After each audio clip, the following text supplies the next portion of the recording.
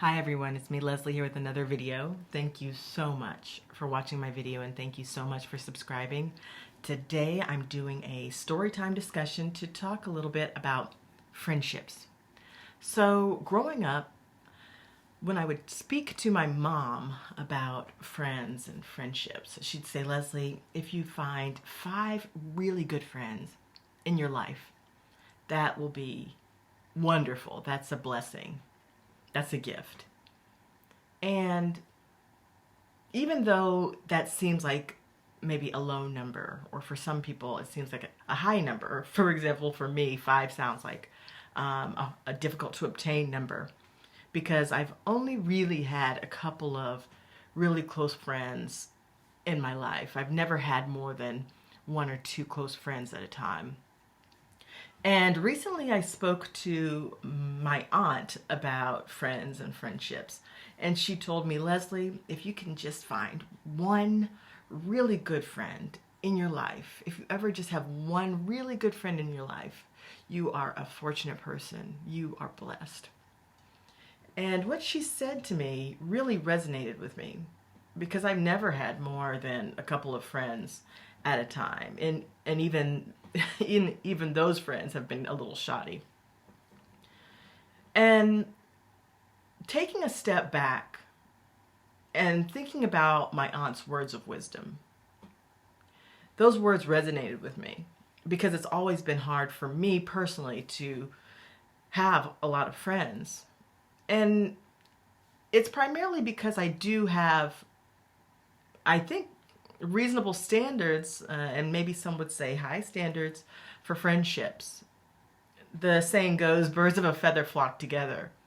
And so the people that I'm around, I want to be a representation of the type of person that I am. And so I take that into consideration. But then another thing that I take into consideration is, are they true to their word? And I think for friends, one of the top priorities for me is that they are people that are true to their word. So if you say you're going to do a thing, you do that thing. And when you say you're going to do a thing and you don't do that thing, that really affects me personally, and it makes me feel like that type of person is untrustworthy. And maybe the first or second time I can just dismiss it as, say, they were busy or just forgot, because these things happen. But when it becomes a pattern, that's when I know that the person isn't trustworthy in the sense that they will do what they say that they're going to do. And so for me, that is one of the top things, and also someone who I can confide in. Because I'm a very passionate person that if I have a problem, I really need to share that problem with not just anybody, but somebody that I feel like if I tell them, I don't have to worry about everyone else knowing about that problem. And so these are some of my standards for a good, healthy relationship. And believe it or not, that's been a very difficult thing to find. A lot of times I've met strangers who've kept their word more than people I've called friends. And I'm making this video just to say, a friend is a special thing, but a friend could be a family member, and it could be your spouse. And in my case, one of my best friends is my spouse. I've married a good person. I've married a trustworthy person, somebody who keeps to their word. And so in that sense, I feel fortunate. And my parents, they've always been true to their word. If they say they're going to do a thing, they do that thing.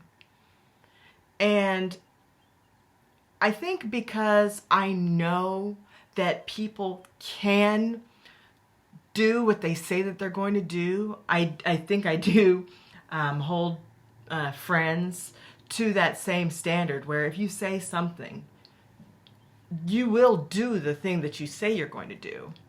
And if you don't do it, it's few times and far between. And also, you know how to apologize if it was a big deal. But I'm making this video, and I'm going to close with this, because I want to say to those people out there who perhaps are in a similar situation to myself, where maybe you don't have a lot of friends. Maybe it's been hard for you to even find one friend. You're not alone. I've never had a lot of friends. And I do, especially now, I do accredit that to the saying, birds of a feather flock together. And I refuse to have people around me on a regular basis that don't hold the same or similar moral standards for themselves that I hold. And also, I'm very particular about people doing what they say that they're going to do. So if a person isn't true to their word, I don't consider them a true friend. And after my aunt said what she said about if you find one really good friend, you are very lucky, you're blessed.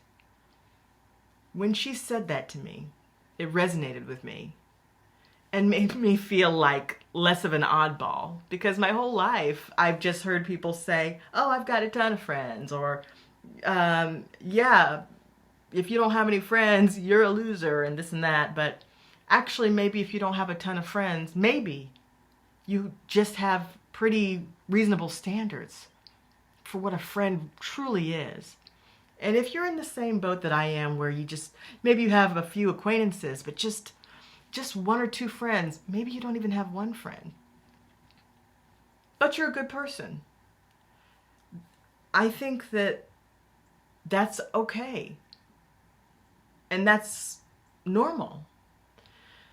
Because I think it's time for us to truly take a closer look at ourselves and what we represent, and perhaps take a closer look at our circle and what they represent, and see if, number one, are you a good friend, or am I a good friend?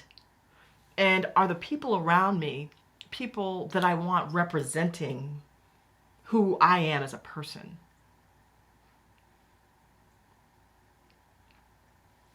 I believe friend is a sacred word. Somebody that you trust, someone that you can tell your deepest thoughts and feelings to, and someone who says that they'll do something and then they actually do it.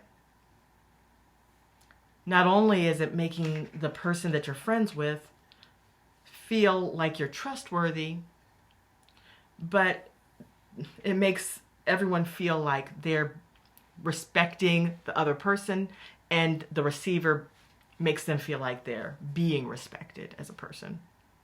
So that's where I'll end today.